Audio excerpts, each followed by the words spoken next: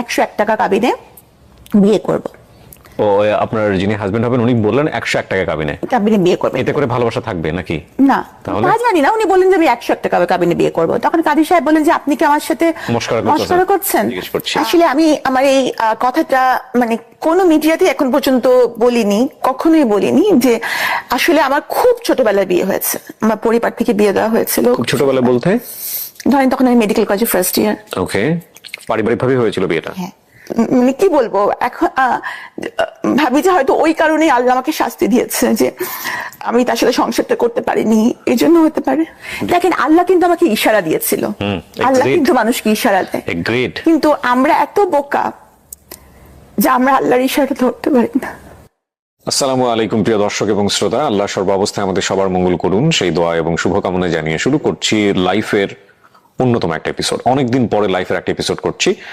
প্রথমে আপনি নামটা আপনার মুখে একটু বলেন, আপনার পুরো নামটা। আমার পুরো নাম হচ্ছে সাবরিনা শারমিন হোসেন মিষ্টি। সাবরিনা শারমিন হোসেন মিষ্টি, কিন্তু আপনাকে সাবরিনা নামে মোটামুটি সবাই ডাকেন, তাই কি? নাকি মিষ্টি নামে? মিষ্টি নামে। মিষ্টি নামে, আচ্ছা।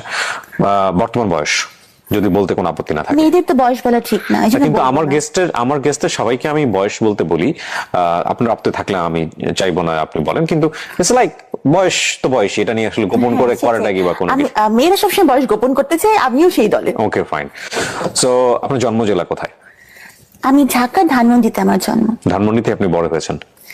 না, আমার জন্মের পরপরই উইদিন 1 ইয়ার আমি চলে যাই নেদারল্যান্ডসে। হ্যাঁ, ওখানে আমার আব্বু হচ্ছে এমএস করেন, পিএইচডি করেন, তো অনেক বড় একটা সময় আমার ওখানে কেটেছে। ওকে, বাবা কি করতেন? গভর্নমেন্ট জব করতেন, সরকারের অতিরিক্ত সচিব হিসাবে উনি রিটায়ার করেছেন। ওকে, কয় ভাই বোন ছিলেন আপনারা? আমরা 2 বোন। 2 বোন ছিলেন, আপনি বড়? জি। ওকে, শুনি আসলে আমার শৈশব সম্পর্কে আছে না যে অনেকেই বলেন যে যদি শৈশবের দিনগুলো ফিরে পেতাম, কিন্তু আমি শৈশবের কথা চিন্তা হলে আমি ওরা ভয় পেয়ে যাই না, আমি কোনোদিন শৈশবে ফিরতে চাই না। কেন? কারণ আমার শৈশবটা অনেক বোরিং, মানে শুধু পড়া পড়া পড়া ছাড়া আমার শৈশবের কোনো স্মৃতি নাই। মানে এমন কিছু নাই যে আমি এটা মানে মেমোরাইজ করে খুব খুশি হব বা ভাল লাগছে, এরকম না। আমাদের সময়কার বাবা মা তারা হচ্ছে যে স্কুলের বেতন যেমন দিতেন সেরকম আবার বেতও চালাতেন, মানে বেত এবং বেতন একসাথে চলতো।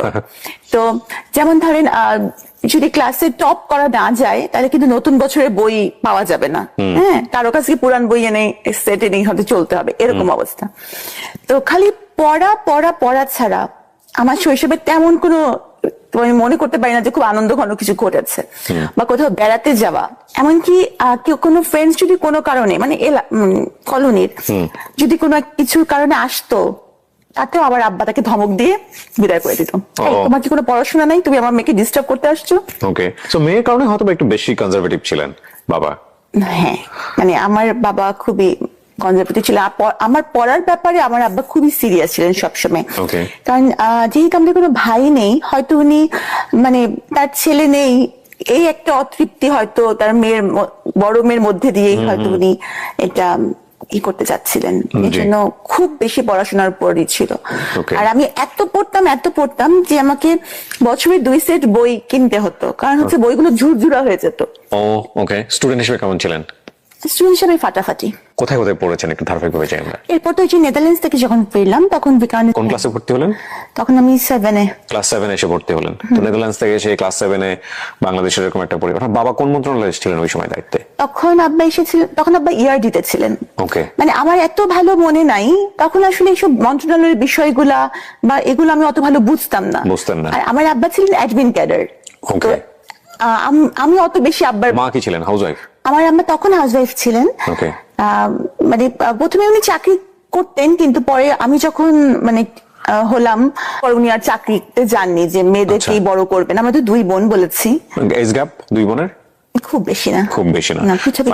মা কি করতেন? মা কি পড়ার মধ্যে রাখতেন বাচ্চাদেরকে, যে ঠাকুর পড়াশোনা না, যে বাবা একটু কঠিন হলে মা একটু নরম স্বভাবের হয়।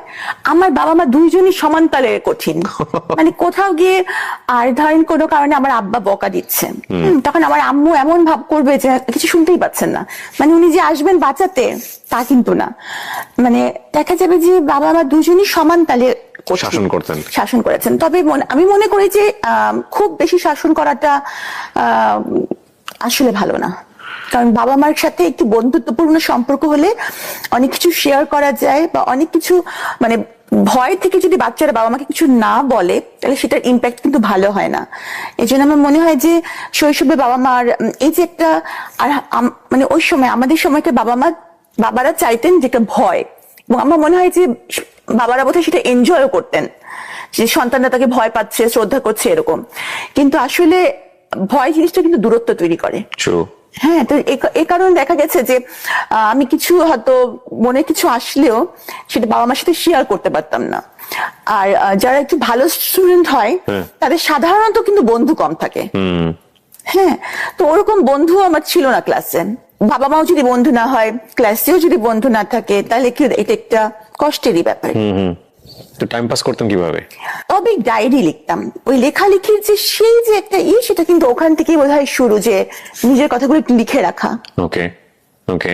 এসএসসি রেজাল্টও খুব ভালো ছিল, মানে আমি দুটো মিলিয়ে হাইয়েস্ট নাম্বার নিয়ে সলিমুল্লাহ মেডিকেল কলেজ যে ভর্তি হই, হাইয়েস্ট নাম্বার নিয়ে। দুটো মিলিয়ে বলতে মানে এসএসসি এবং ইন্টার? এসএসসি নাম্বার মিলিয়ে আমার নাম্বার ছিল হাইয়েস্ট। ওকে। মানে যারা আমরা সলিমুল্লাহ মেডিকেল কলেজে ভর্তি হয়েছিলাম। আর 1.7 এর জন্য আমি ঢাকা মেডিকেল কলেজে হইনি। ওকে।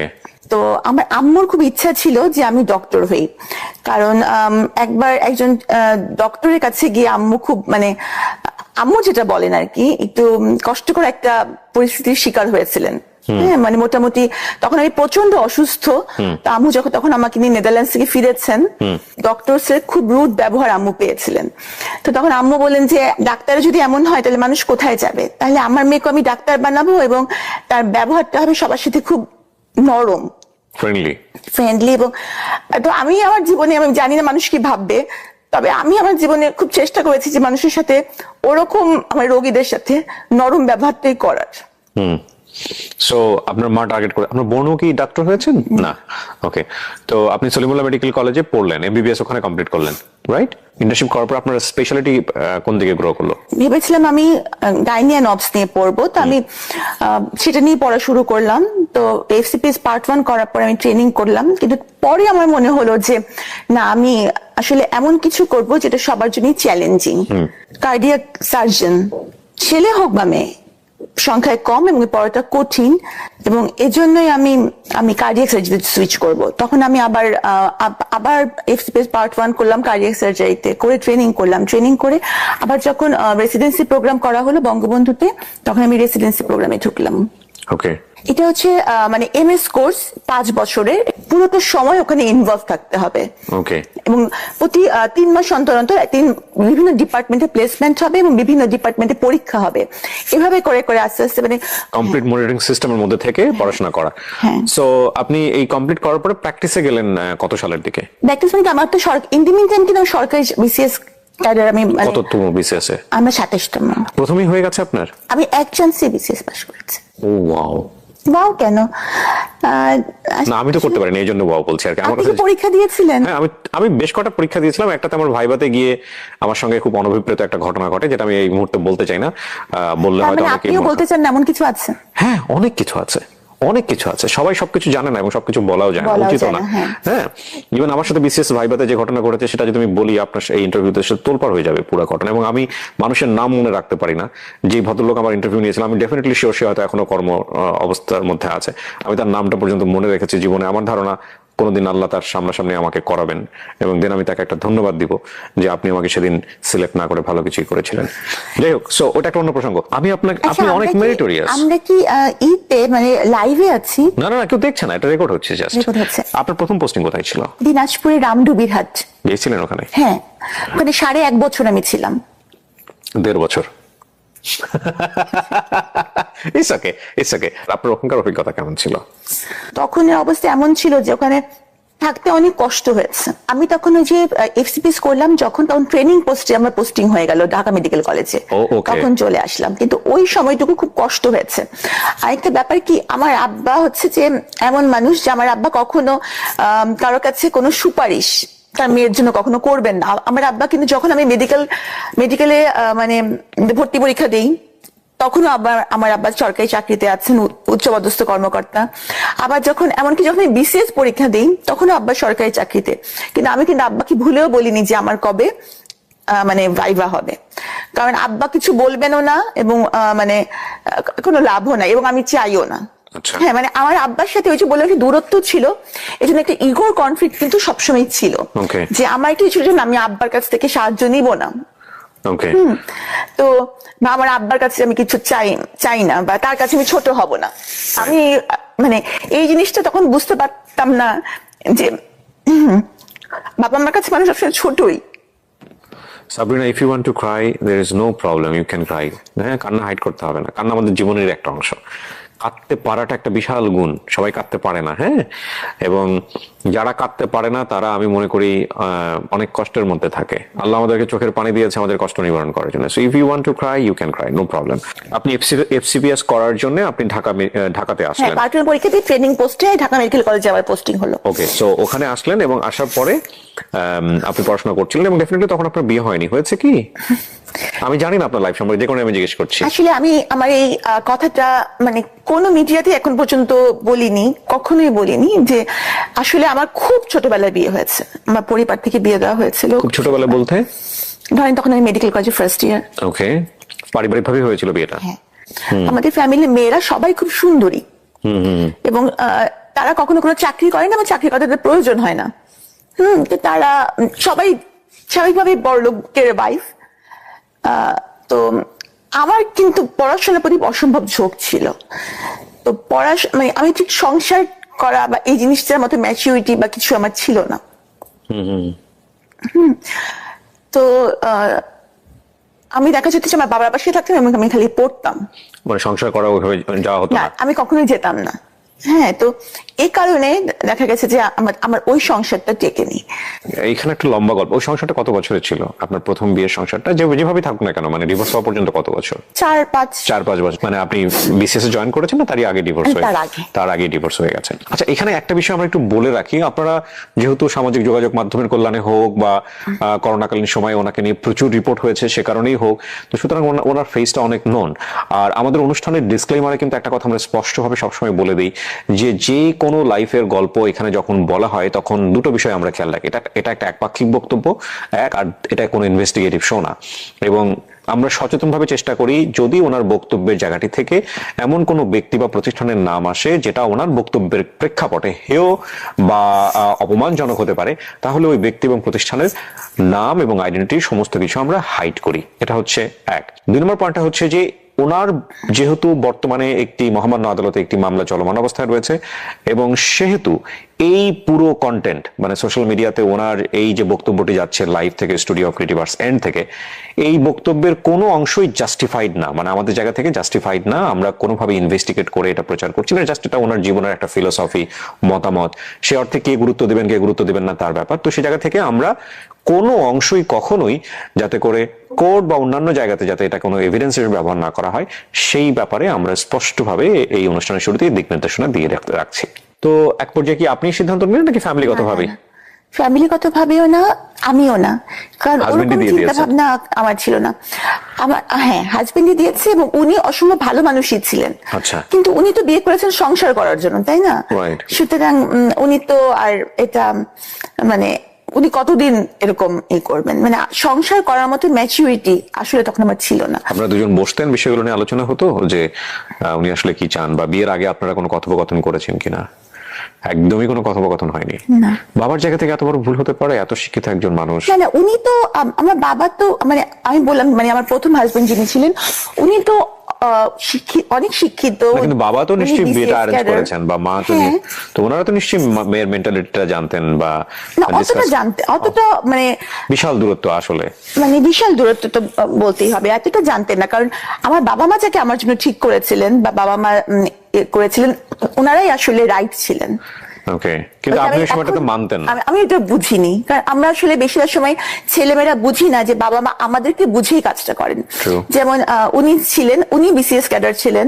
উনি বিসিএস ক্যাডার ছিলেন? উনি বিসিএস ক্যাডার ছিলেন। উনি মেডিকেলে ছিলেন? না, উনি বুয়েট থেকে পাশ করা। ওয়াও।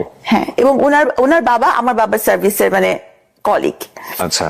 হ্যাঁ, তো সুতরাং খারাপ কোনোভাবেই না, ফ্যামিলিগত ভাবে খুবই ভালো, খুবই ভালো, উনিও খুবই ভালো। কিন্তু কথা হচ্ছে কি, দুটো মানুষ ভালো থাকলেও কিন্তু তাদের মধ্যে বিচ্ছেদ হতে পারে। কিন্তু আমার মানে মাথায় যে বিচ্ছেদ হবে সংসারের বুদ্ধি ছিল না, বিচ্ছেদ হবে এই বুদ্ধিও ছিল না, বা বিচ্ছেদ হলে এটার ইম্প্যাক্ট কি হতে পারে এই ম্যাচুরিটিটাও ছিল না। Okay. তো হয়তো মানে আমি মানে কি বলবো এখন ভাবি যে হয়তো ওই কারণেই আল্লাহ আমাকে শাস্তি দিয়েছে যে আমি তার সাথে সংসারটা করতে পারিনি, এই জন্য হতে পারে। ডিভোর্সটা আপনি উনি দিয়েছেন, accept করলেন আপনি, এবং করার পরেও আপনার পড়াশোনা ভালোই চলছিল, আপনি বিশেষ করে আপনিও জয়েন হ্যাঁ, মানে করেন। আমার মাথায় খালি যে আমার ক্যারিয়ার, আসলে আমি বুঝতে পারিনি যে ক্যারিয়ারটি মানুষের জীবনের সব না। আপনার কিছু কিছু কথা আজকে এত মূল্যবান আমাদের সবার জন্য। ওকে, ডিভোর্সের পরের গল্পটা, আমরা সেকেন্ড মানুষটা যে আপনার জীবনে আসলো, সে কিভাবে আসলো আসলে? উনি ইভেন্ট ম্যানেজমেন্ট করতেন। আচ্ছা। তো ইউজুয়ালি উনি সরকারি এবং বেসরকারি বিভিন্ন ইভেন্ট গুলো অ্যারেঞ্জ করতেন। জি। তো আমাদের কার্ডিয়াক সার্জারি একটা ইন্টারন্যাশনাল কনফারেন্স হয়েছিল রেডিসনে কার্ডিয়াক সার্জনদের। তো তখন আমি স্টুডেন্ট বঙ্গবন্ধুর, তো আমি ওই কনফারেন্সে একটা পেপার প্রেজেন্ট করি।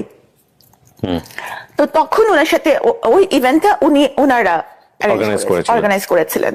তো তখন ওনার সাথে আমার ওই ইভেন্টে পরিচয় হয়। জি। হ্যাঁ। তারপর তখন আমার বাবা মা কেউই দেশে থাকতেন না, এবং আমি আপনাকে বলেছি আমি মোটামুটি একটু বন্ধুহীন, মানে খুব বেশি বন্ধু। ছোট বোনটা কোথায় তখন? আমেরিকাতে।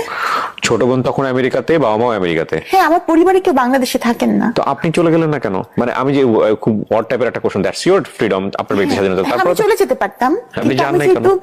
যেহেতু প্রথমত আমি মেডিকেল কলেজে ভর্তি হয়েছি, তো এই পড়াটা আমার কাছে ছিল যে আমি এখানে পড়ছি, আমি যাব না।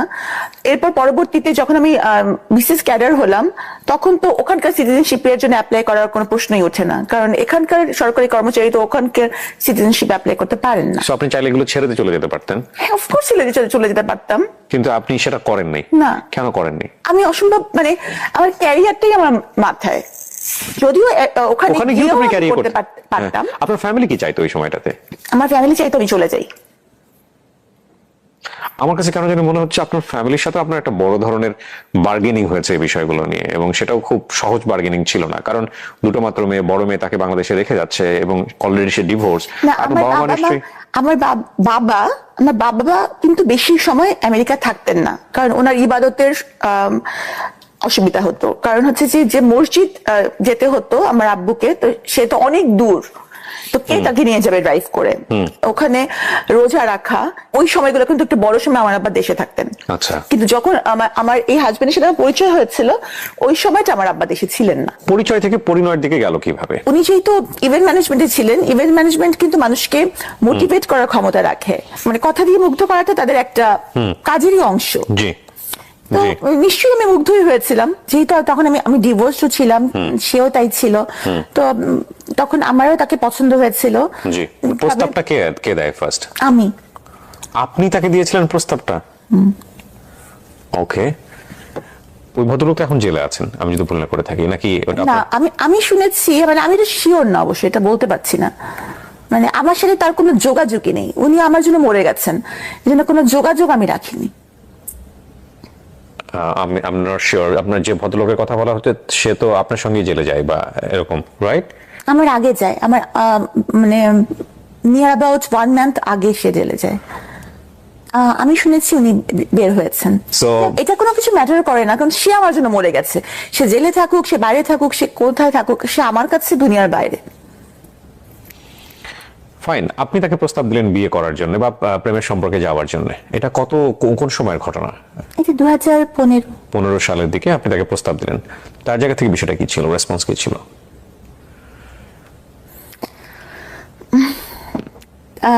তাহলে বিয়ের ঘটনাটা বলতে হয়। হ্যাঁ প্লিজ, আমি তো শোনার জন্য অপেক্ষা করছি, বলেন না। আমি ভাবছিলাম যে কোনো সম্পর্কই আসলে মানে আমাদের মাথায় যে আমরা তো পুরান কালের মানুষ, বিয়েটাই আমাদের কাছে মানে জাজমেন্ট তো টাইপের, এটা তো আর তখন না আমাদের। তো বিয়ের কথাটা আমি বলেছি যে তাহলে আমরা বিয়েই করব।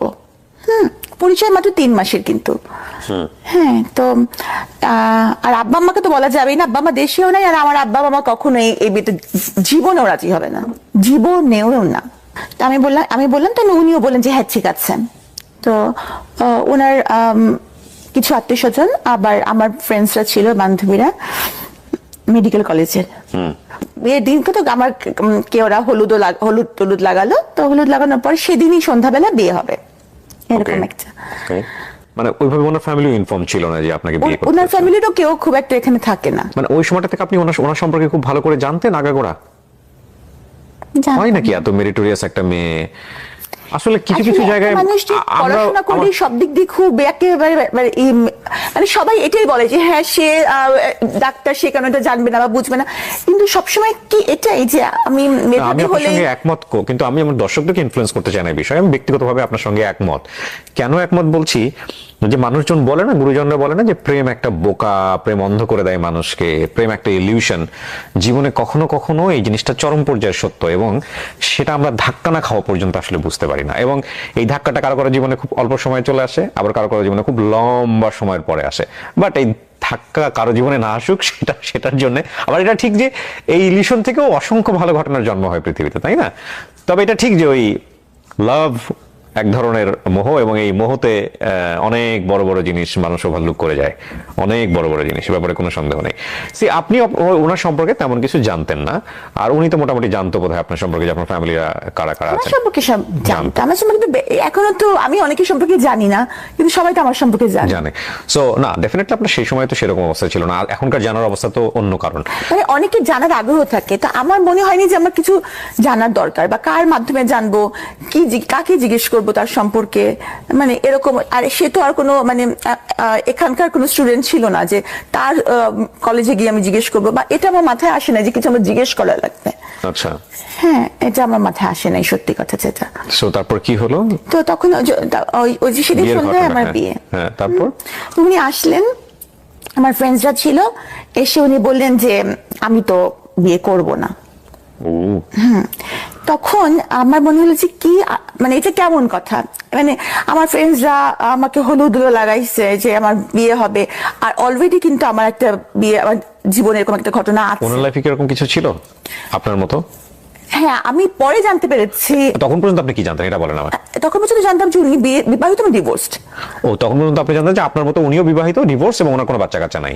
না, বাচ্চার কথা জানতাম, বাচ্চা আছে এটা জানতেন আপনি? জানতাম। ওকে, ফাইন। কিন্তু তখন আমার কাছে এটা মনে হলো যে এটা একটা মানে আমিও তখন এমন ছিলাম যে আমার কাছে মনে হলো যে ইগোর ব্যাপার, কি আমাকে বিয়ে করবে না, মানে আমাকে কেউ বিয়ে করবে না, এটা কেমন কথা। কিসের কমতি আছে আমার, হ্যাঁ, যে কারণে আমাকে বিয়ে করবে না? হ্যাঁ, মানে আমার এরকম মনে হলো। আসলে অনেক মানুষ অনেক বিশেষ করে সিচুয়েশন মানুষ অনেক বোকা হয়ে যায়। আমি তো তখন মানে করবে না, বিয়ে করবে কি মানে হতে পারে, কারণ ওনার ব্যাখ্যা হচ্ছে যে বিয়ে করলে ভালোবাসা কমে যায়, বিয়ে করলে ভালোবাসার মরণ হয়। এজন্য আমি যেহেতু সাবিনা বলতো না, মিস্ত্রি বলতো। মিস্ত্রি? হ্যাঁ, মিস্ত্রি। মিষ্টি না বলে মিস্ত্রি বলতো? হ্যাঁ, বলতো যে মিস্ত্রির মতো মিষ্টি, এ কারণে মিস্ত্রির মতন অনেক সাদা, এজন্য। ও আচ্ছা, ঠিক আছে। আচ্ছা, হ্যাঁ। তো বলতো যে আমি মিস্ত্রিকে তো অনেক ভালোবাসি, তো এই জন্য ভালোবাসলে মানে বিয়ে করলে ভালোবাসার মরণ হয়, এই জন্য বিয়ে করবো না। তো এই ধরনের অদ্ভুত কথা শুনতে সবাই খুব আর আমি তো তখন চরম পরিমাণে কান্নাকাটি, যে আমার তো এখন মান সম্মান চলে যাচ্ছে ফ্রেন্ডসদের সামনে। মানে তখন আমার সবকিছু বাদ দিয়ে এটাই মনে হলো। আচ্ছা, গেল, যাই হোক। তারপরে তাকে অনেক ভাবে রাজি করানো হলো। আমার যে ক্যামেরাম্যান ছিল, ফটো তোলার জন্য এসেছিল, সেই ক্যামেরাম্যান ক্যামেরা ফেলে ভেউ ভেউ করে কাঁদছে। ওহো, কান্নার কথা আপনার, সে ক্যামেরাম্যান কাঁদতেছে, আমি বুঝলাম। সবাই কাঁদতেছে। ওকে, ফাইন। মানে আমার ক্যামেরাম্যান কাঁদতেছে, আমিও কাঁদতেছি। ছবি তুলতে পারতেছে না বোধহয়, পেমেন্ট পাবে নাই আমার এই জন্য বিয়ের। ওকে, তারপর? হ্যাঁ, তো মানে শুনতে আপনার কাছে মনে হচ্ছে খুব মজা না, কিন্তু তখন আমার কাছে মনে হচ্ছিল যে আমার I feel you definitely, it's a very important thing. মনে হচ্ছিল আমি খুবই মানে। কিন্তু আপনি যদি আজকের কথা চিন্তা করেন, সেই সময়টা যদি আপনি এগ্রি করে নিতেন, তাহলে কি হতো? আমি বলি ঘটনাটা, আমি যখন অপমানের শেষ আছে যে এটা কি, আমি অনেক কাঁদতেছি, সবাই কাঁদছে, আমার ফ্রেন্ডসরা তো মরা কান্না জুড়ে দিতেছে। হ্যাঁ, শেষ পর্যন্ত সবাই বুঝাই টুঝাই, তারও আত্মীয় স্বজন যার যে কয়জন ছিল বুঝাই রাজি করালো, ঠিক আছে। তো এখানে এরকম হলুদ হয়ে গেছে, এরপর তুমি না করছো তো ঠিক না। আচ্ছা, তখন সে রাজি হলো। পরে কাজী সাহেবকে আনা হলো। হ্যাঁ, মোটামুটি বলাই ছিল কাজী সাহেবকে, কাজী সাহেব এই অবস্থা থেকে চলে গেছিলেন, তখন ওনাকে আনা হলো। উনি তখন আমার মানে উনি বললেন যে আমি 101 টাকা কাবিনে বিয়ে করবো। ও, আপনার যিনি হাজবেন্ড হবেন উনি বললেন 101 টাকা কাবিনে বিয়ে করবে, এতে করে ভালোবাসা থাকবে নাকি? না, তা জানি না। উনি বললেন যে আমি 101 টাকা কাবিনে বিয়ে করবো। তখন কাজী সাহেব বলেন যে আপনি কি আমার সাথে মশকরা করছেন? আর মানে দেনমোহরটা কিন্তু মেয়ের স্টেটাস, মেয়ের শিক্ষাগত যোগ্যতা, মেয়ের ফ্যামিলি, এখন যেহেতু আমি ল পড়ি, এখন আমি জানি যে এগুলো দেখে নির্ধারণ করা হয়। হ্যাঁ, ইচ্ছে মতো কিন্তু এটা করা যায় না। দেনমোহরটা অথবা মেয়ের নিকটাত্মীয় কত কাবিন হয়েছে সেটা দেখে। তো কাজী সাহেব তো খুব রাগ, তো কাজী সাহেব চলে গেলেন। উনিও কাজী সাহেবেরও তো লস হ্যাঁ, কাজী সাহেবের কি লস? লস আছে কেন? আমি যতদূর জানি যে দেনমোহরের উপর একটা ওই 1000 টাকা দেওয়ার কিছু একটা ব্যবস্থা। দেনমোহরটা কিন্তু মজার বিষয় না আসলে। দেনমোহরটা মেয়েদের অধিকার। হ্যাঁ, অফকোর্স এগ্রিড, হ্যাঁ, এটা কিন্তু নৈতিক বাংলাদেশের অনেক অধিকার। প্রেক্ষাপটে এটা খুব মজার বিষয় এবং এটা নিয়ে যথেষ্ট রকমের এক ধরনের ব্ল্যাকমেইলও হয়, এই ব্যাপারে কোনো সন্দেহ না, নেই। দেনমোহর নারীর অধিকার এবং এটা আদায় করতে হবে। রাইট, এবং ইসলাম এটাকে পূর্ণ সমর্থন দিয়েছে একদম, এবং একদম। সেই দেনমোহরই হওয়া উচিত যেটা ছেলের পক্ষ থেকে পরিশোধ করা সম্ভব। Right. ছেলের পক্ষ থেকে পরিষদ এবং ছেলের কিন্তু অবস্থান। বেশিরভাগ সময় আমরা অনেক সময় দেখি যে দেনমোহরটা এমন নির্ধারণ করা হয় যাতে করে একদম গলের কাটা হয়ে যায়, মানে ডিভোর্স দিয়ে দিলে যাতে বের হতে না পারে এমন। না, যাই হোক, ওটা অন্য যাই হোক, প্রসঙ্গ। এটা তো তো আপনাকে দিল 101 টাকা, আপনি প্রশ্ন বলেন। করলেন। হ্যাঁ, না, আমি যে সে যে রাজি হয়েছে এটি তো আমি খুশি। তো যাই হোক, তো কাজী তো চলে গেলেন। তা আবার নতুন করে দেন দরবার শুরু হলো। হ্যাঁ, পরে কাজী সাহেবকে আবার রিকোয়েস্ট করে ফিরায় আনা হলো। দেখেন, আল্লাহ কিন্তু আমাকে ইশারা দিয়েছিল। আল্লাহ কিন্তু মানুষকে ইশারা দেয়, এগ্রিড। কিন্তু আমরা এত বোকা যে আমরা আল্লাহর ইশারা ধরতে পারি না। এটা কি 101 টাকাই হয়েছে? না, 1,01,000 টাকা হচ্ছে। 1,01,000 টাকা দেনমোহর, 101 টাকা দেনমোহর ধরা যায় না। না, 101 টাকা দেনমোহর এটা কখনোই সম্ভব না। আমার সামাজিক অবস্থান, ওনার ইনকাম, এই সবকিছু মিলাই কিন্তু দেনমোহর একটা মজার বিষয় না কিন্তু। এটা আমি আরো ভালো করে জানলাম যখন আমি ল পড়ছি। তো যাই হোক, এই ঘটনার পরে আমার খুব অপমান বোধ হলো যে এরকম কাউকে বিয়ের রাতে এরকম একটা খুব বাজে মানে, ঘটনা। হ্যাঁ, তখন আমি রাগ করে বললাম যে ঠিক আছে তাহলে। এরপর আমি চলে গেলাম আমার বাসায়। তো এই ঘটনার আরো 3 মাস পরে আমি তার সাথে সংসার শুরু করি। কারণ 3 মাস কোনো যোগাযোগ ছিল না ওনার সঙ্গে আপনার? প্রথম দিকে আমি যোগাযোগই রাখিনি, কারণ আমার খুব অপমানিত বোধ হচ্ছিল যে এই ঘটনাটার পরিপ্রেক্ষিতে। 5 মাস পর আমি জানতে পারি যে ওনার কিছু আছে, যে কারণে উনি থেকেছিলেন আগে। কিভাবে জানলেন আপনি? কার কাছ থেকে জানলেন বিষয়টা? মানে যখন ওনার কিছু আচরণ দেখলাম, বিভিন্ন আচরণ দেখলাম, তখন ওনার পরিবারের সাথে যোগাযোগ, আমার কথাবার্তা, তখন তো ইতিমধ্যে ওনার পরিবারের সাথে, ওনার মার সাথে, সবার সাথে যোগাযোগ হয়েছে, তখন তাদের কাছে জানতে পারলাম। উনি কিন্তু আমাকে প্রচন্ড ভালোবাসতেন, এই বিষয়ে কিন্তু কোনো সন্দেহ নেই, মানে খুবই ভালোবাসতেন। কিন্তু আবার উনি আবার ডেসপারেটও ছিলেন খুব বেশি, যেমন গায়ে হাত তুলতে বিন্দুমাত্র ওনার দ্বিধা ছিল না। তো বিয়ের 5 মাস পরে এটা আমি জানতে পারলাম। তো তখন কিন্তু আমি চাইলে চলে যেতে পারতাম, তখন কেউই জানে না বিয়ের ঘটনাটা আমাদের। কিন্তু আমি তখন তাকে দেখেছি রোগী হিসাবে, যে আমি যদি চলে যাই তখন সেটাকে আরো বেশি রোগী হয়ে যাবে। মানে বাবা মাও কাছেও একটা মান সম্মানের ব্যাপার। বাবা মা জেনেছে ততদিনে যে আপনি বিয়ে হ্যাঁ, করেছেন? ততদিনে বাবা জেনেছে। কি বলেছে? বাবা মা তো প্রথম 1 বছর আমার সাথে কথা বলেনি। হ্যাঁ, তখন যদি আমি আমার বাবা মাকে বলি যে আমি খুব কষ্টে আছি, বা সে আমার গায়ে হাত তোলে, তখন বাবা মা কি করবে? তখন তো বাবা মা বলবে আগেই মানা করছিলাম। তা আমার মাথায় তখন থাকলো যে না, বাবা মার কাছে ছোট হওয়া যাবে না। আমি আসলে বুঝি নেই যে বাবা মার কাছে মানুষ সবসময় ছোটই থাকে। তো যাই হোক, কিন্তু এটা সত্য যে সে আমাকে ভালোবাসতো। টেম্পার লুজ করতো? হ্যাঁ, অল্পতেই। বিষয়টা একপাক্ষিক কিনা, নাকি আপনিও রেগে যে আপনিও অনেক সময় করতেন? না, আমি করতাম। প্রথম এক সহ্য করে মেয়েরা, তারপরে দেখা গেল যে সে হয়তো বা সেও তখন একই ভূমিকায় চলে যায়, এরকম হয়েছিল কিনা? না, আমার চিন্তা ভাবনাটা অন্যরকম ছিল। কি ছিল আপনার চিন্তা ভাবনা? মানে যেটা বলছেন এটা পাবলিকলি বলছেন, কিন্তু উনি চাইলে ডিফেন্ড করতে পারবে ভবিষ্যতে, সেই জায়গা থেকে বলছেন। হ্যাঁ, উনি তো চাইলে ডিফেন্ড করতেই পারবেন, কারণ আমি তো যা সত্য তাই বলছি এখানে। তো মানে ওনার আত্মীয় স্বজনরাও নিশ্চয়ই দেখবেন, ওনারা সবাই দেখবেন। হ্যাঁ, যে ভালোবাসাটাও ওনার আত্মীয় স্বজনরা দেখেছেন, গায়ে হাত তুলতো সেটাও ওনার আত্মীয় স্বজনরা দেখেছেন। ওনার আত্মীয় স্বজনরা মানা করতেন যে মিষ্টির গায়ে কেন হাত তুলিস, বলতো ওনাকে। ওনার আত্মীয় স্বজনরা সবাই বলতো। আর একটা ব্যাপার কি, মানে সবাই ভাবে যে একটা মানুষ যখন, একটা মেয়ে যখন মানে ফিনান্সিয়ালি ইন্ডিপেন্ডেন্ট হয়, তখন হয়তো তার মানে কোনো পারিবারিক দায়বদ্ধতা থাকে না, হয়তো তার স্বামীর কথা শুনতেই হবে এমন কোনো বিষয় থাকে না। কিন্তু কথাটা কিন্তু একদম ঠিক না। বরং যারা ফিনান্সিয়ালি ইন্ডিপেন্ডেন্ট হয় বা যাদের একটা সার্কেল থাকে, তারা কিন্তু অনেক কিছু পরিবারের জিনিস গোপন করে, পাছে তাদের বদনাম হয় বা পাছে লোককে কিছু বলে, এজন্য।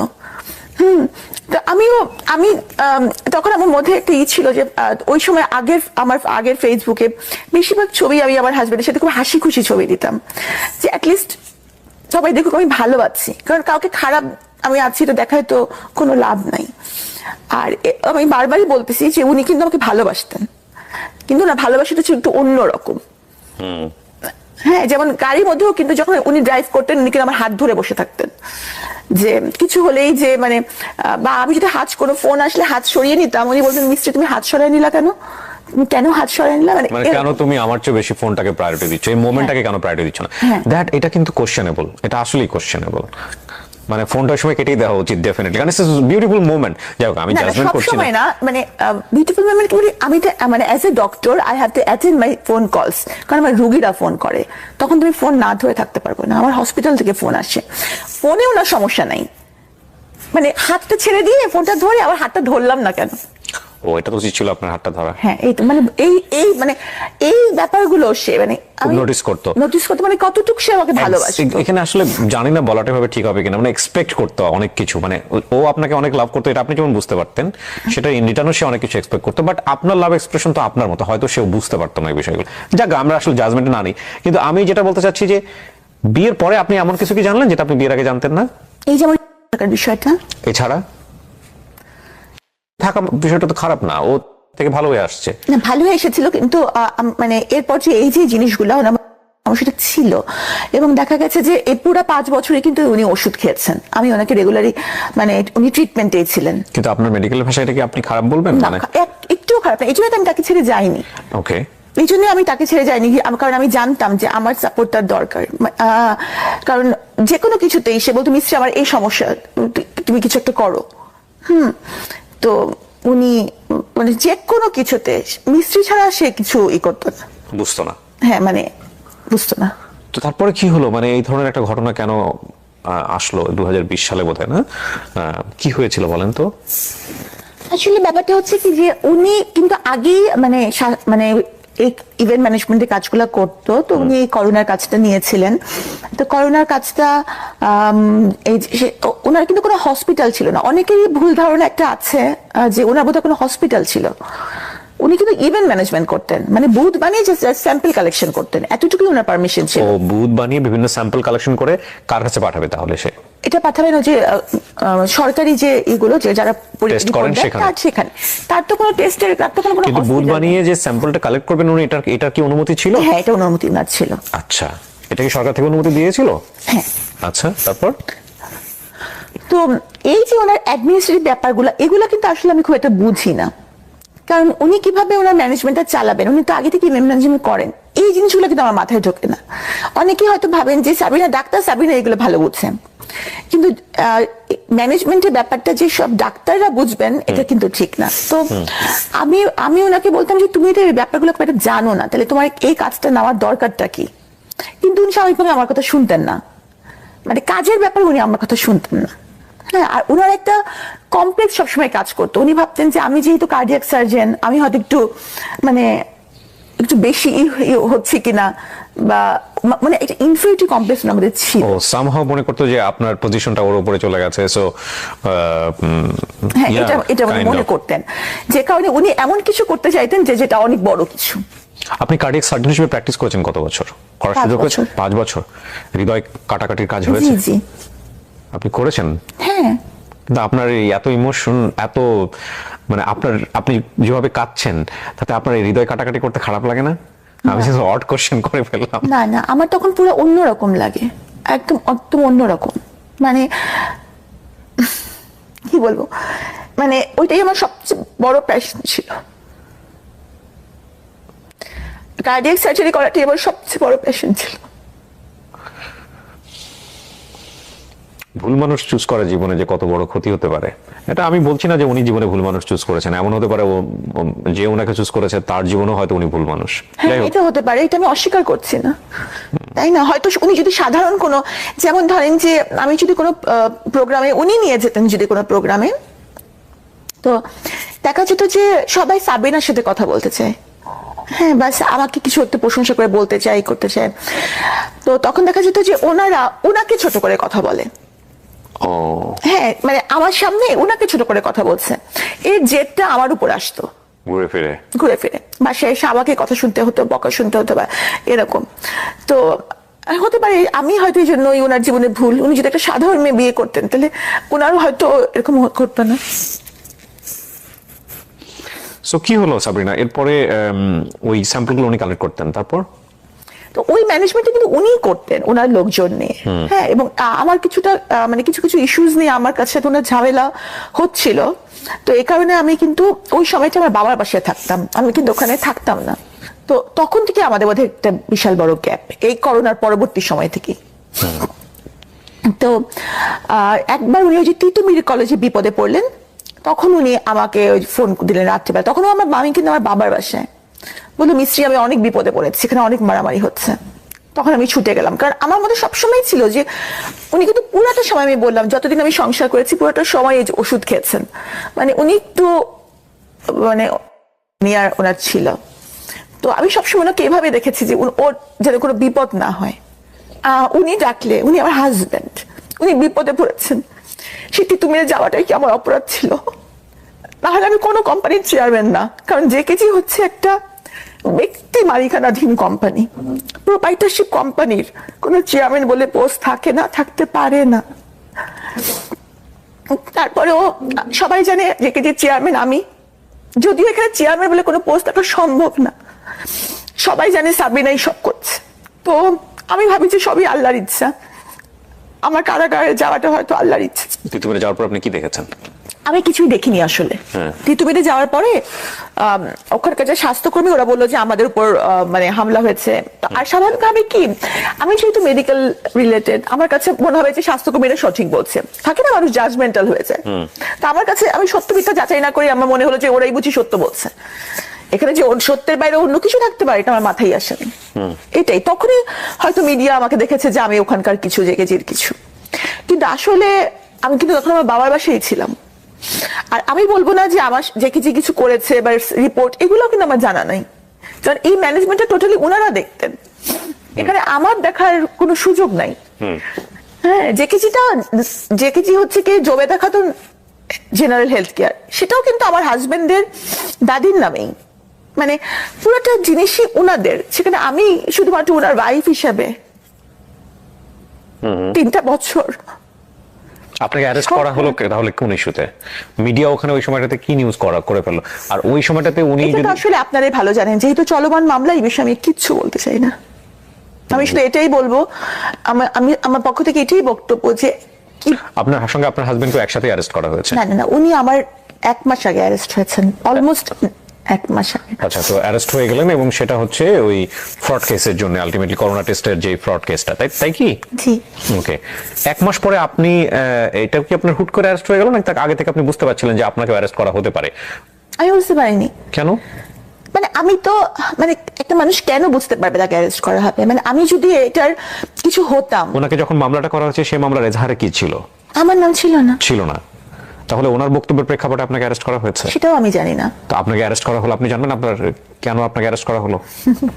বললাম তো, চলমান মামলা, আমি এখন কিছুই বলবো না, সময় এটার উত্তর দিবে। তবে আমি কিছুই জানতাম না, তো প্রমাণ হচ্ছে আমি রেগুলার হাসপাতালে ডিউটি করছিলাম। কোন হাসপাতালে সেটা? জাতীয় বিদ্যুৎ ইনস্টিটিউট, সরকারি হাসপাতালে। জি। তারপর? তো আমি যদি বুঝতেই পারতাম, তাহলে তো আমি এত ইজি লাইফে থাকতেই পারতাম না। রেগুলার হাসপাতাল করা বা এগুলো করা কি আমি করতাম? আমি তো পালিয়ে যেতে পারতাম, আমার কাছে তোমার পাসপোর্ট ছিল। কিন্তু এখানে আরেকটা প্রশ্ন, না ডেফিনেটলি আরেকটা, আপনি যেমন আপনার জায়গাটা বলতে পারেন, আমাদের জায়গা থেকে কোয়ারি আসছে, আপনি অ্যানসার করলে না করলেও সমস্যা নেই, এটা আপনার ফ্রিডম আছে এই অনুষ্ঠানে। সরকার যখন এরকম একজন গভর্নমেন্ট এমপ্লয়িকে অ্যারেস্ট করছে, এবং একই সাথে সে একজন বিসিএস ক্যাডার, তখন সরকারের জায়গা থেকেও তো এটার একটা চরম পর্যায়ে যাচাই বাছাই করেই তারপর অ্যারেস্ট করা হয়েছে। সুতরাং এই বিষয়টাও তো আমরা চাইলেও মানে শুধু ইমোশনের জায়গাটা থেকে বিচার করতে পারি না। ডেফিনেটলি দেয়ার কোনো না কোনো রিজন ছিল। আপনি তো বোধহয় এখন সাসপেন্ড অবস্থায় আছেন, তাই কি? আমি সাময়িক বরখাস্ত অবস্থায় আছেন। সো আপনি বলতে চাচ্ছেন যে আপনার হাজবেন্ডেরই কর্মের জন্য বেসিক্যালি আপনাকে এই জায়গাটায় আসতে হয়েছে? আমি বলতে চাচ্ছি না যে উনি এই কাজটা করেছেন। আপনি সেটাও বলছেন না? আমি সেটাও বলছি না, কারণ আমি এটা জানি না। আচ্ছা, কি হয়েছে আপনি জানেনই না? আমি জানি না আসলে। তাহলে আপনি বলতে চাচ্ছেন যে মিডিয়াতে যে সব ঘটনা ঘটেছে বা যেগুলো নিয়ে আসা হয়েছে, সেগুলো কি মিথ্যা? আমি তো এটাই বলবো যে যেহেতু মামলাটি চলমান, এই জন্য আমি এই প্রসঙ্গে কিছু বলবো না। আর আমি যদি এখানে আপনার শোতে বসে কাঁদতে কাঁদতে মরেও যাই আমি নির্দোষ এটা বলে, যারা ভাববে যে সাবিনা দোষী, তারা ভাববেই সাবিনা দোষী। যেমন ধরেন, আমি কিন্তু এখন সাজা খেটে বের হয়েছি 3টা বছর। 3টা বছর কিন্তু কম কথা না। হ্যাঁ, একটা মানুষের জন্য 3টা দিনও জেলে থাকা কষ্টকর। এখনো কিন্তু আমি সাজা খাটার পরেও সাবিনার দিকে অভিযোগের আঙ্গুল রয়ে গেছে। না না, নট লাইক দিস। আপনি 3 বছর খেটেছেন, আপনি সারাটা জীবন বাংলাদেশের সামাজিক প্রেক্ষাপটে কোনোদিন কি আপনি এই এই এই মানুষের যে কুদৃষ্টি সেখান থেকে বেরোতে পারবেন? কখনোই পারবেন না। আপনি যদি নির্দোষ হন, আপনি কোনোদিন এটা থেকে বেরোতে পারবেন না। এটা অপূরণীয় ক্ষতি। আমি বলছি না আপনি দোষী না নির্দোষ, এটা আমাদের সামাজিক জায়গা থেকে এটা একটা বড় ধরনের বিষয়। পুলিশ ধরা মানেই মনে করে নেয় মানুষ, এটা তো আপনি জেল কেটেছেন, পুলিশ ধরা মানেই মানুষ মনে করে নেয় যে সে খারাপ লোক। সো ওই জায়গাটা না আমরা পরে যাচ্ছি, কিন্তু আপনাকে তলব করা হয়েছিল, সো আপনি অ্যাটেন্ড করেছেন, তারপর আপনাকে বলা হয়েছে জেলে চলে যাওয়ার জন্য। এর আগ পর্যন্ত, এই ঘটনার আগ পর্যন্ত আপনার নামে কোনো ধরনের কোনো ক্রিমিনাল কেস বা কোথাও কোনো কিছু কি আছে সরকারের খাতায়? কোথাও কিছু নাই। হলো তো আপনার বিসিএস জবই হওয়ার কথা না, নাই, এটাই ফার্স্ট। আপনি জেল জীবন নিয়ে একটা বই লিখেছেন, সেটা নিয়ে এবারে বইমেলায় তুমুল আলোচনা হচ্ছে, অনেকেই কিনেছেন, অনেকে রিভিউ করছেন। বন্দিনীটা কিন্তু আমার লেখার উদ্দেশ্য কিন্তু আমার জেল জীবন না, অন্তত এই খণ্ডটা, এটা প্রথম খণ্ড, আমি বন্দিনীর দ্বিতীয় খণ্ডের কাজে হাত দিয়েছি। হ্যাঁ, এটা অন্তত অ্যাটলিস্ট আমার ঘটনা না, এটা হচ্ছে। কি সুন্দর কথা লিখেছেন উনি বই। আহা, আমি তো দেখি না এই জিনিসটা। আপনি আমাকে বইটা দিয়েছেন, কি সুন্দর একটা অটোগ্রাফ দিয়েছেন। আল্লাহ আপনার দোয়া কবুল করুক। দেখেন সাবরিনা লিখেছেন কি সুন্দর করে, আপনারা পড়ে নিয়েন। হ্যাঁ, খুব সুন্দর করে। আমি একটু পড়ে শোনা, জানো উল্টো ভাবে দেখা যাবে কিনা ক্যামেরায়। প্রচন্ড খ্যাতিমান এই মানুষটিকে আল্লাহ আরো খ্যাতি শিখরে নিয়ে যাক। আলহামদুলিল্লাহ, আল্লাহ আপনার দোয়া কবুল করুক। জি, আপনি যেটা বলছিলেন যে জেলে যাওয়ার গল্পটা। হ্যাঁ, তো এগুলো হচ্ছে এক একটা মেয়ের জীবন কাহিনী, বা একটা মানুষ কখন দেখা যাচ্ছে যে বিভিন্ন রিলেশনে ইনভলভ হয়ে, মানে এইসব। আমি একটা অনুষ্ঠান করতাম, যাহা বলিব সত্য বলিব, হ্যাঁ, এবিসি রেডিওতে। এরপর আমি সিক্রেট নামে করেছি ঢাকা এফএমে, একই কন্টেন্ট কিন্তু ডিফারেন্ট নামে। সেখানে আমি এরকম অসংখ্য কেস পেয়েছি, অসংখ্য কেস আমি এখানে এভাবে রিভিলও করেছি রেডিওতে, যেটা হচ্ছে যে একজন মানুষ কিভাবে অপরাধী হয়, কি অপরাধ করে এবং এটার পরিণতি কি হয়। তো আপনি যেটা বলছেন সেটা তো ডেফিনেটলি আপনি একবারে গ্যাং যেটা বলে জেলখানায় গিয়ে বসে আপনি জিনিসটা ফেস করতে পেরেছেন। এবং আমি এই প্রেক্ষাপটগুলোর কারণে অ্যাটলিস্ট মানুষ বুঝবে যে এটা করলে অপরাধ হয়, এটা করলে জেলে যেতে হয়। বইটা পড়েন আপনারা, হ্যাঁ, বইটা পড়লে হয়তো আপনাদের একটা নলেজ তৈরি হবে। কিন্তু আপনার অভিজ্ঞতা কি ছিল? যে এই জীবনটা সম্পর্কে তো আপনি জানতেনই না। আপনি একটা সোভার ফ্যামিলি থেকে এসেছেন, আপনি একটা চমৎকার পরিবেশ, নিজের মনস্তাত্ত্বিক জায়গা থেকে এগুলো মেনে নেওয়া তো ভয়ঙ্কর রকমের একটা যুদ্ধ, এক। আর 2 নম্বর হচ্ছে আপনি ওখানে যাওয়ার পরে আপনি কি পেলেন, কেমন অ্যাকোমোডেশন পেলেন, মানে কি হলো, এগুলো একটু আমাদেরকে বলেন। আমি যখন প্রথমে ওখানে গেলাম, আমি তো যেহেতু বিসিএস ক্যাডার ছিলাম, সেহেতু কারাবিধান অনুযায়ী আমি ডিভিশনে ছিলাম। ডিভিশন মানে হচ্ছে একটা, এটা হচ্ছে যে ব্রিটিশ আমল থেকে নির্ধারণ করা একটা আলাদা রুম থাকবে আপনার জন্য, এটা আলাদা রুম থাকবে, সাথে বারান্দা থাকবে, আর হচ্ছে যে একটা সেবক থাকবে। আর খাবার দাবার ব্যাপারটা হচ্ছে যে নর্মাল একজন মানে বন্দি যে পরিমাণ খাবারটা পাবে, সেম মেনুটাই, সেম মেনু, কিন্তু গ্রামস এর কিছু ডিফারেন্স থাকবে। ডিভিশন প্রাপ্ত আসামি পাবে। কিসের? ধরেন আজকে আপনার বরাদ্দ হচ্ছে যে মিষ্টি কুমড়া, হ্যাঁ, একজন নর্মাল বন্দি, আমি সেই মিষ্টি কুমড়াই বরাদ্দ পাবো, কিন্তু আমারটা আমার কুক রান্না করবে। ওকে ওকে, কিন্তু মেনু কিন্তু সেম। গল্প সল্প করার জন্য কোনো মানুষ দেওয়া হবে? উনিই গল্প করবে। উনি কি থাকে আপনার সঙ্গে নাকি চলে যেত? না, থাকতো, ওই রুমেই থাকতো, এক রুমে থাকে। উনিও কি জেল জীবন কাটাচ্ছে নাকি? হ্যাঁ, উনি আরেকজন বন্দি। ও, সো জেলের মধ্যে শুধু থাকা না, সার্ভিসও দিতে হয় ওখানে। সশ্রম কারাদণ্ড। ওকে, আমিও তো সার্ভিস দিয়েছি, আমি বাগানের মালিক ছিলাম না, রুমের পাহারাও তো ছিলাম। আচ্ছা আচ্ছা, সশ্রম কারাদণ্ড হয়েছিল আমার। যাদের সশ্রম কারাদণ্ড হয় প্রত্যেকের কাজ করতে হবে, এটা বাধ্যতামূলক। বিভিন্ন রকমের কাজ করতে হয়, এক একজনকে এক একটা, এটা কারা কর্তৃপক্ষ নির্ধারণ করে কাকে কোন কাজটা দিবেন। আচ্ছা, এটা নিজের ইচ্ছা মতো বেছে নেওয়ার সুযোগ নেই। ডেইলি লাইফটা কি ছিল? প্রথম তো খালি বলতাম যে আল্লাহ, আমি মরে গেলাম না কেন, মানে এতটা অপমান আমি নিতে পারছিলাম না। আর একটা মেয়ে যখন কোনো মামলায় সম্পৃক্ত হয়, তো সেই মেয়েটার ব্যক্তিগত জীবন, তার চরিত্র, তার বয়ফ্রেন্ডের সংখ্যা, তার চলাফেরা, তার লিপস্টিকের কালার এমন ভাবে আলোচিত হয় যে সেটা এতটাই ভয়ঙ্কর যে তার জীবন তো জীবন, তার বাবা মার জীবন ধারণ করাটাও কঠিন হয়েছে। আপনি জেলে বসে এগুলো বুঝতে পারছিলেন যে আপনাকে বাইরে নিয়ে কি হচ্ছে? আইডিয়া পাচ্ছিলেন কিছুটা? কিছুটা তো বটেই। কোনো মেয়ে যদি কোনো যৌন হয়রানির ভিকটিম হয়, তখনও কিন্তু তার চরিত্রের দিকে অঙ্গুলি নির্দেশ করা হয়েছিল, হয় যে তার চলাফেরায় নিশ্চয়ই কোনো দোষ আছে। তাহলে চিন্তা করেন যে যেখানে আরেকটা নারী মামলায় সম্পৃক্ততার অভিযোগে অভিযুক্ত হয়, তার চরিত্র নিয়ে কত কথা উঠতে পারে। আর সে যদি একটু আধুনিক হয়, সে যদি একটু গাঢ় কালারের লিপস্টিক দেয়, তাহলে তো বুঝেই নেন কি হবে তার সাথে। তার জীবন তো দুর্বিষহ হয়, তার বাবা মার জীবনটাও শেষ।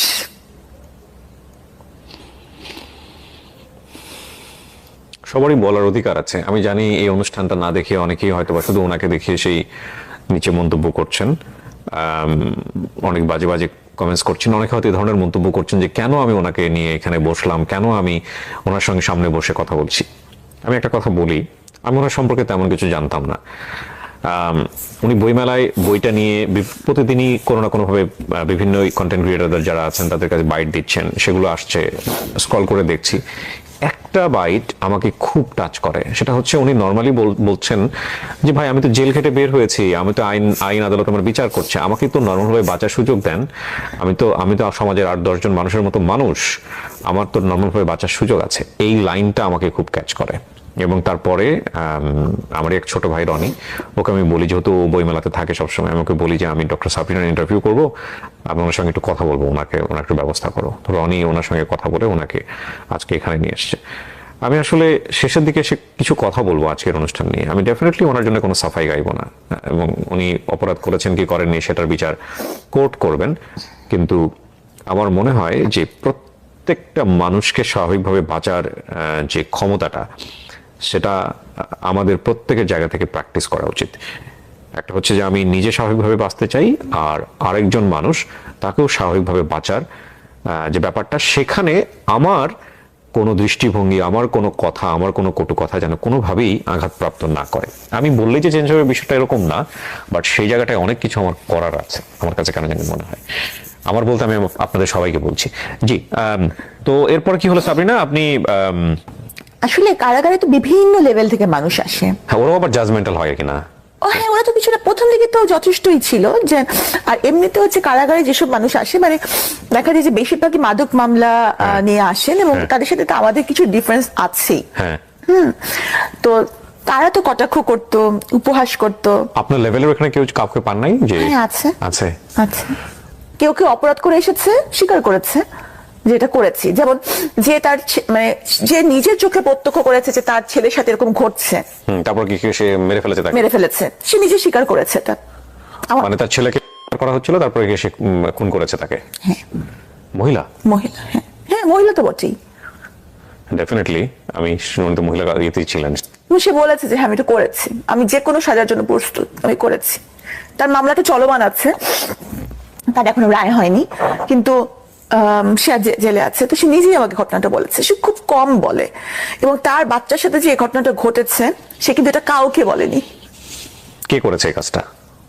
তার সে একটা সে গাজার মামলার ব্যবসার সাথে জড়িয়ে গিয়েছিল, সেটাও কিন্তু ফর সার্ভাইভাল, কারণ তার স্বামীর সাথে তার ডিভোর্স হয়ে গেছে। ওকে ওকে। তো যার সাথে সে ব্যবসা করতো, তার পার্টনার, ও সেই পার্টনারই কাজটা করেছে? হ্যাঁ, এবং সে জানতো না, পার্টনারটা হচ্ছে খুবই জেন্টল একজন মানুষ ছিল।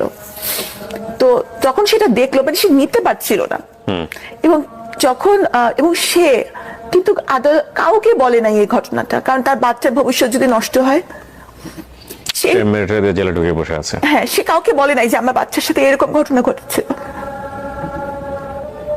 তো তার কথা থেকে সামনে আনা উচিত না? Definitely every coin has to side. আমার খুব ইন্টারেস্টিং লাগছে আপনার। আমি জানি না, প্রতিটা গল্প আমি নিজের বলে বলছি, কিন্তু আপনি আপনার গল্পটাই তো বলতে পারলেন না এখন পর্যন্ত কাউকে। বলবো, সময় আসুক। সব সময় সব কথা কি বলা যায়? আপনিও কি বলতে পেরেছেন? না না, পারিনি। আর আমি আজানের পরে, হ্যাঁ হ্যাঁ শিওর, আজানটা আমরা একটু পজ দেই। জেলার বিভিন্ন রকমের কথা বলছিলেন, এবং আপনি বলছিলেন যে আপনার একটা সময় হলে আপনি বলবেন, আপনারটা এখনই আপনি বলবেন না। জামিন নেওয়ার জন্য আপনার ফ্যামিলি থেকে কোনো চেষ্টা করা হয়েছে? এই যে 3 বছর আপনি ভিতরে ছিলেন, জেলের ভিতরে ছিলেন, আপনার বাবা বা ফ্যামিলি মেম্বার কেউ কি এসেছে আপনার সঙ্গে দেখা করতে, পাশে দাঁড়িয়েছে?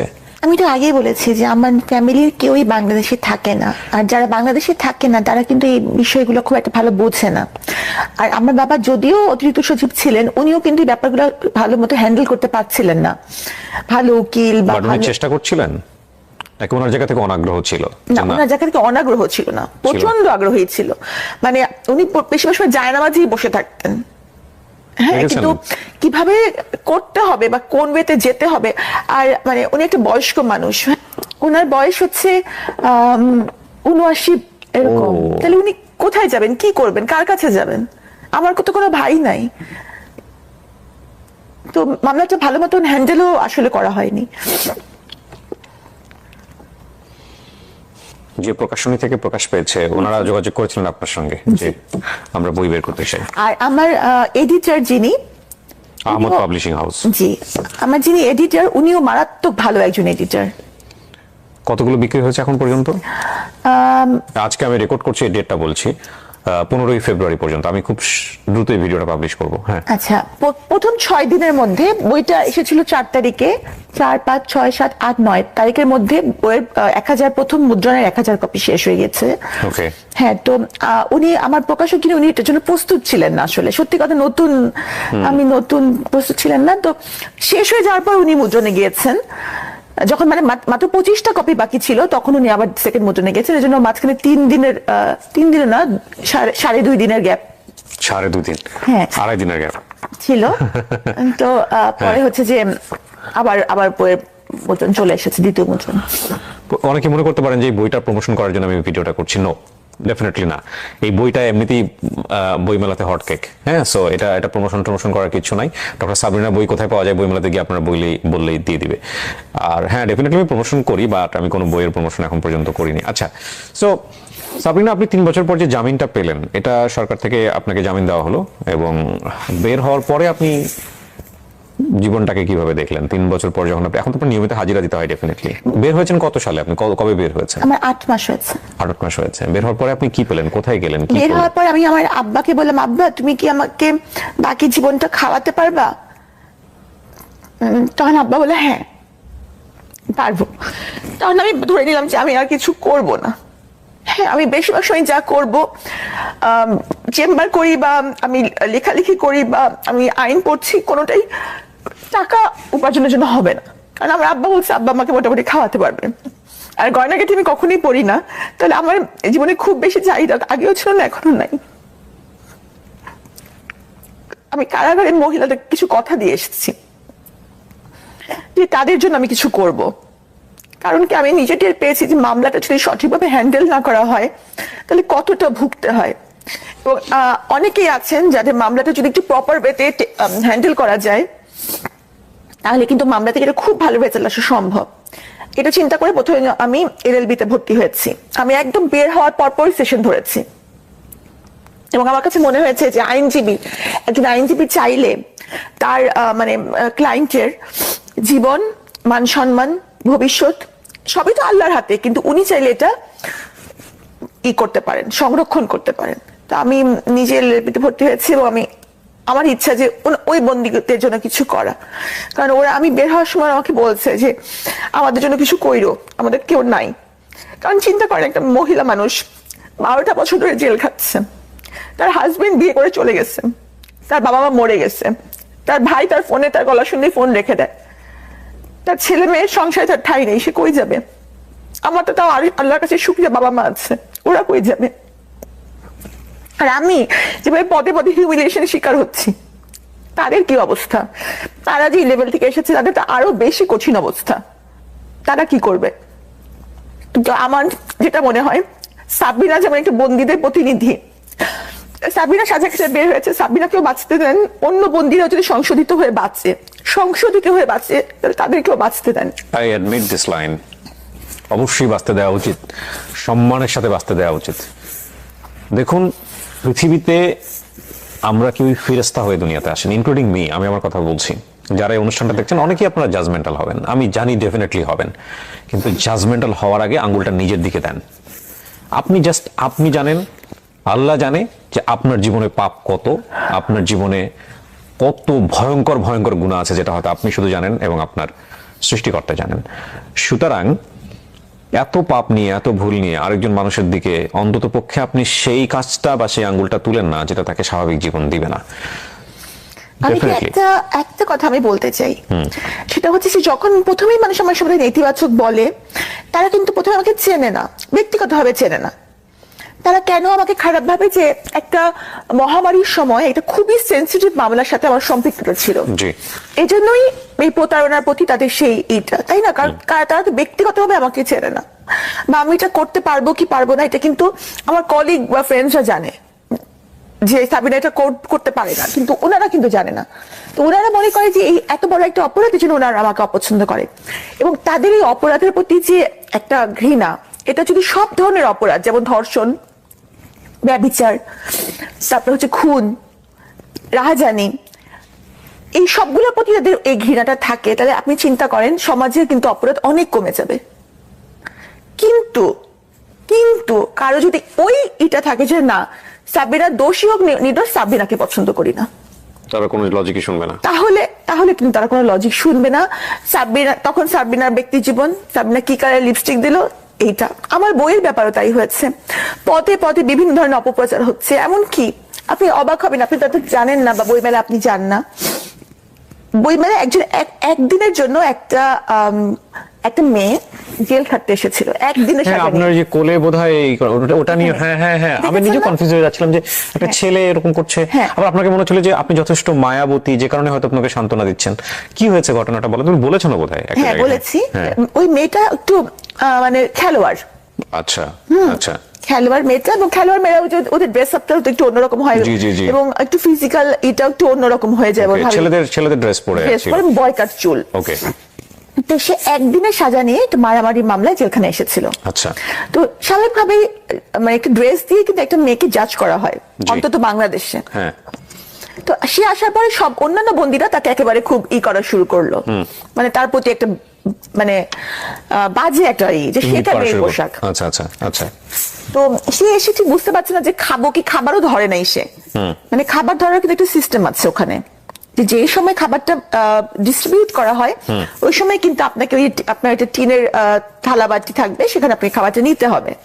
আপনি যদি না নেন, তারপর কিন্তু বাকি সময়টা আপনার কিন্তু কোনো খাবার নাই। আচ্ছা, মানে খাইলে খাও, না খাইলে না খাও। না, খাবার সবাই নেয়, কারণ ওখানে কিন্তু এমন না যে আমি দোকানে গেলাম আর খাবার কিনে চলে আসলাম জি, যখন জি। তখন, তার তো না। জি। তো সে খাবার ধরতে বুঝতে পারেনি, আর অন্য বন্দীরা তাকে সাহায্য করছে না। আচ্ছা। তো সেই সে খেলে বাসায় ফিরছিল, ওই সময় সে তার সাজা হয়েছে, সে জেলে চলে আসছে। ওই সময়টুকুকে এই কারাগারে পর্যন্ত প্রায় 24 ঘন্টা সে না খেয়ে আছে, আচ্ছা। সে কাঁদছিল। তা আমি তাকে যখন কয়েদি রুমে ডেকে নিয়ে আসলাম, তো কয়েদি রুমেও তেমন কোনো খাবার নাই, আমার কাছে ছিল একটু মুড়ি আর 2টা কলা, ওকে আমি দিলাম। আমি একটু পানিটা নিতে যাবো, এর মধ্যে দেখি সে খাবার গোগরা সে খেয়ে ফেলছে। ওকে, মানে মানে she was so much hungry. Right. তারপর পানি দিলাম, পানি খেলো, পানিও তার কাছে ছিল না, সে কিন্তু পানিও খায়নি। আচ্ছা।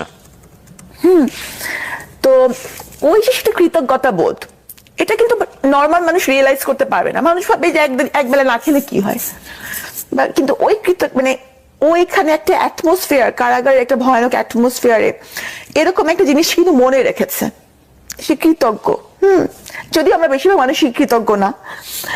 মানে কোরআন শরীফেও আল্লাহ বলেছেন, এত নিদর্শন দেখার পরেও তবুও কি তারা কৃতজ্ঞ হবে না? কৃতজ্ঞতা প্রকাশ করবে না। হ্যাঁ। হ্যাঁ, তো তার মানে মানুষের মধ্যে বেসিক এটাই হচ্ছে কৃতজ্ঞ। বিআই আলাইহি রাব্বিকুমা তুকাজ্জিবান। হ্যাঁ, ওই যে ওই মেয়েটার মাথায় যে আমি যে তাকে হেল্প করেছিলাম, তো ও শুনেছে আমি বের হয়েছি, সে 8 মাস ধরে আমাকে খুঁজেছে, কিন্তু আমার ঠিকানা তো আর সে জানে না। তো যখন মানে গণমাধ্যমে এসেছে, আমি বই মেলায় আসছি বা বই বার হয়েছে, তখন সে খুঁজে খুঁজে মেলায় এসেছে। তখন সে, আপনারা দেখেছেন যে সে এসেছে বা আমাকে কৃতজ্ঞতা জানাচ্ছে, ওইটাকে মানুষ যদি বলে যে সেটা একটা ছেলে বা তার সাথে আমার কোনো সম্পর্ক, এটা রটনা করা হয়েছে। হ্যাঁ, তাহলে সেই অপপ্রচারকে আপনি কিভাবে দেখবেন? এটা একটা বড় সমস্যা আমাদের জায়গা থেকে। তবে এটা ঠিক যে মানুষের এই জাজমেন্ট করার জায়গাটা বন্ধ করার কোনো সুযোগ নাই। মানুষ জাজমেন্ট করবে, ন্যাচারালি করতে চায়, কিন্তু আপনি যে অভিজ্ঞতার মধ্য দিয়ে যাচ্ছেন, সেটা একটা মেয়ে হিসেবে আমাদের সামাজিক প্রেক্ষাপটের জায়গাটা থেকে, মানুষ হিসেবে জায়গা থেকে আমি বলতে পারি সেটা খুবই ভয়ানক একটা জায়গা।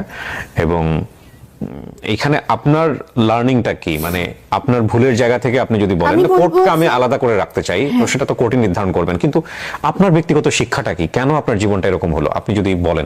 এটাই আমার ভাগ্যে ছিল, কারণ কারাগারে যদি আমি না যেতাম তাহলে কিন্তু আমি অনেক কিছু জানতে পারতাম না।